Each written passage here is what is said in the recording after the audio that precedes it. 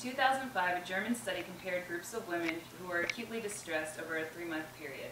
Those who practiced yoga showed significantly lower levels of cortisol compared to those in the control group and made significant decreases in their levels of perceived stress, anxiety, fatigue, and depression. They reported higher levels of well-being, and they improved physically as well. Women suffering from headaches or back pain experienced marked relief. For these reasons, stress reduction and healing techniques based on the teachings of yoga have attracted the attention of physicians and therapists and are now standard practice at many hospitals and clinics. So what exactly does yoga teach? The word yoga means union in Sanskrit. It refers to union of mind and body. Yoga practice is defined as the integration of mind, breath, and body. Hatha Yoga systematically diagnoses and repairs every part and every function of your body, stimulating and healing you from fingers to toes, bones to skin, down to every single cell. The practice of yoga is based on 3 key principles. The first principle is self-awareness, which helps us get in touch with what our bodies are trying to tell us and begin taking better care of them. Many ailments are caused by our poor mental state, while as long as we remain in conflict with our bodies, we can never achieve peace of mind. Yoga will restore this balance. Breath is the second principle. Most of us take 23,000 breaths in a day and do not pay attention to a single one of them. By taking control of our breath, we increase lung capacity and relax our autonomic nervous system.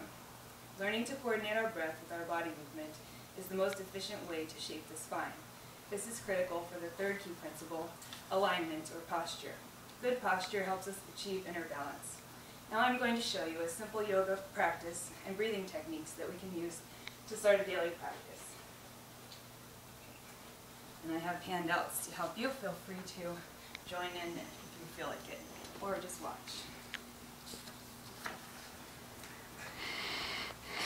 Okay, first we're going to start with a breathing technique.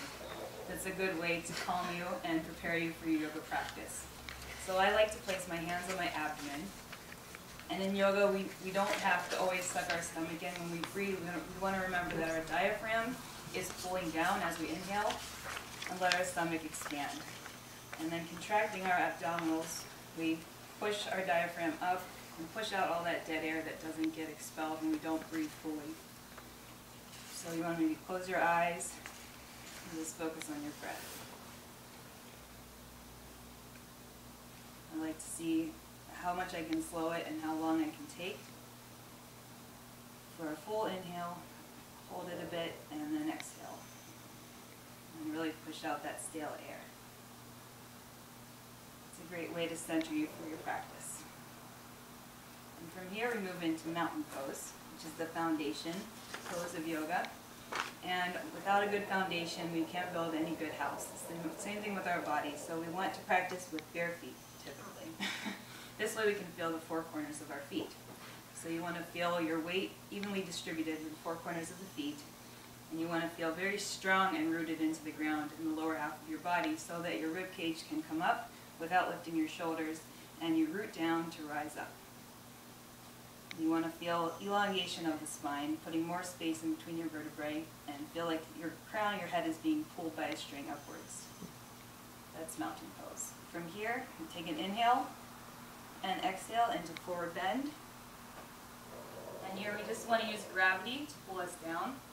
And we want to think about keeping our shoulder blades on our back. So we don't want to round the spine and return to that bad posture again. We want to keep everything in alignment. And this stretches the back of the legs, which is an area that we mostly all need work on.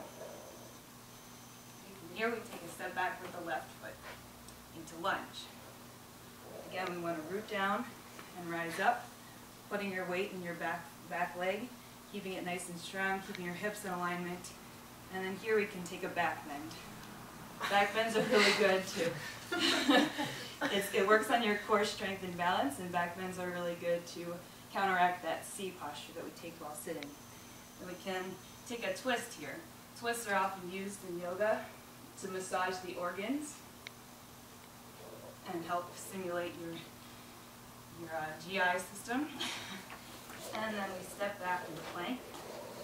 This is a good strong pose where you work your core muscles and your upper body. And then keeping the elbows close to the body, we lower down to the ground and turn our toes down and really root down again through the tops of your legs. And we're going to kind of pull our chest forward, taking another back bend in cobra posture. Inhale. And exhaling, push back using our core muscles into down dog. This is another inversion where we can reverse our circulation, let it flow into the parts of the body that it has trouble flowing into while we're standing. And it's a good stretch for the back of the body again. And then we're going to step up with our left foot, lunge the other way.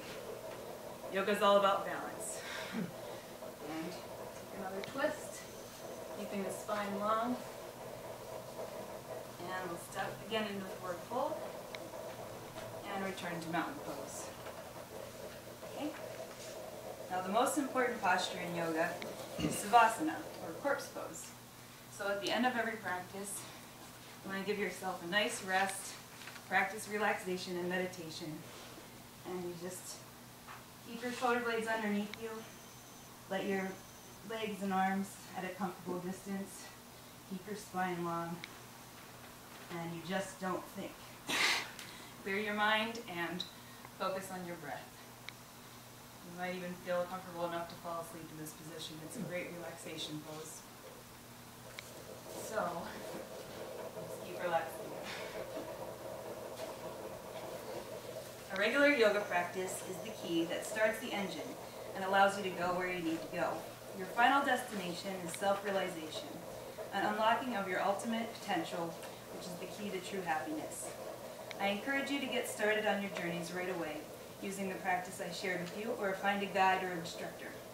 As Yoga Guru Vishnu Ghosh said, it's never too late, things are never too bad, and you're never too sick or old to start again.